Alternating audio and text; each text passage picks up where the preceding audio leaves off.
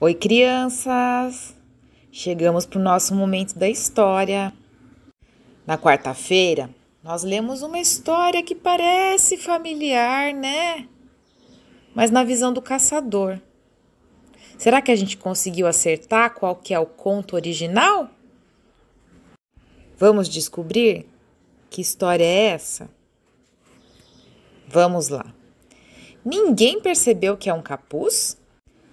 Rosmalepon viu Escher, ou melhor, Chapeuzinho Vermelho, sempre foi a minha história predileta. Muito antes de eu resolver ser escritor, eu brincava de inventar finais diferentes para esta história. Eu não fui o primeiro a fazer isso, porque a primeira vez que a história de Chapeuzinho Vermelho foi escrita, em 1697, por Charles Perrault, o final era bem diferente das outras versões que todo mundo conhece. O Sr. Perrault terminou a história dele assim. A Chapeuzinho faz aquelas perguntas para o lobo, que está disfarçado de vovozinha. O lobo responde, e aí o lobo pula e come a Chapeuzinho. Fim.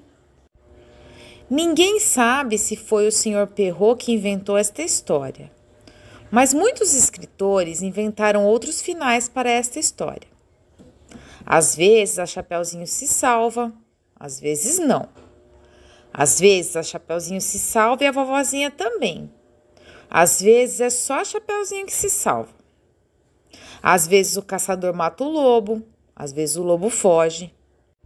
Mas tem uma coisa que eu acho que foi só no Brasil que aconteceu. A Chapeuzinho Vermelho tem um nome errado, porque a Chapeuzinho Vermelho não usa chapeuzinho nenhum. Quando eu era criança, eu olhava para as figuras nos livros quando me contavam as histórias. E eu sempre pensava assim quando me contavam a história da Chapeuzinho Vermelho. Ninguém percebeu que é um capuz? O apelido da Chapeuzinho Vermelho na história do Sr. Perrault e em todas as outras que escreveram depois é Capuzinho Vermelho. A primeira pessoa que traduziu esta história para o português mudou o capuz para chapéu e depois ninguém mais consertou.